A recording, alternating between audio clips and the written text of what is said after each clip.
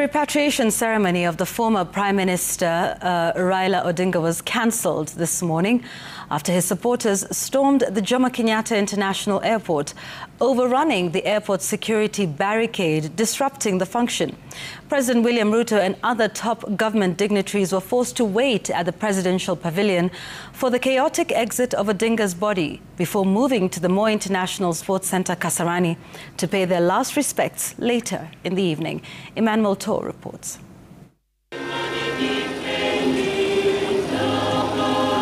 His honors began as soon as the KQ plane, codenamed RAO 001, touched down at the Jomo Kenyatta International Airport. These two airport fire engines spraying plumes of water, arcing over the aircraft that was taxiing on its runway. Water cannon salute.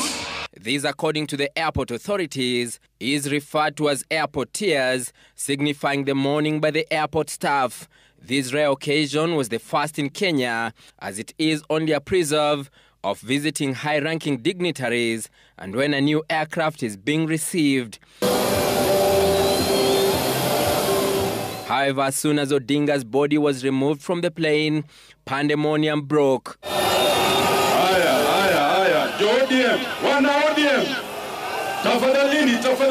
As hundreds of his supporters stormed into the airport's VIP reception area, disrupting the repatriation ceremony that was already underway.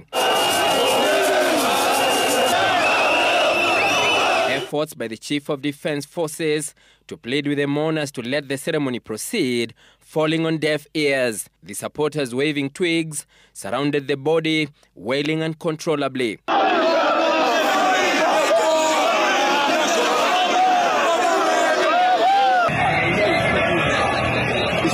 Some hung on the plane, with a few gaining entry, forcing the organizers to call off the event.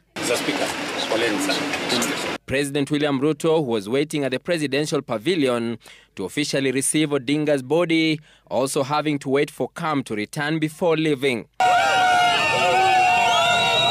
Odinga's remains, which were carried by KDF officers from the rank of a full colonel, were however carried on a military gun carriage.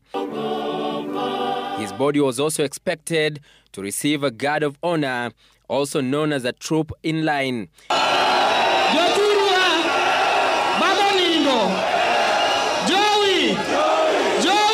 The convoy also encountered a logistical nightmare, taking about 2.5 hours to move from the landing area to the airport's main entrance, a journey of about 3 minutes in normal times.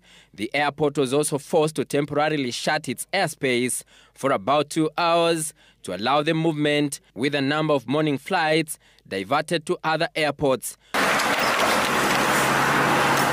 Odinga's military honors, however, followed at the Moi International Sports Centre, Kasarani, as these officers stood by the former premier's body, facing away from it, their heads pointing down at a 45-degree angle, a sign of their mourning. The late Odinga will have a 24-hour guard until the day of his interment, with the officers interchanging shifts at an interval of 3 hours each. Is also set to receive a 19-gun salute owing to his ranking position as a Prime Minister and a statesman. Emmanuel Tor, Citizen TV, Nairobi. For a man who pulled crowds to himself effortlessly, his return, albeit lifeless, will not have been any different. Raila Odinga, the enigma of Kenyan politics, brought the city of Nairobi to a standstill, with his most fervent supporters standing by him even in death. Emmanuel Tor, Citizen TV, Nairobi.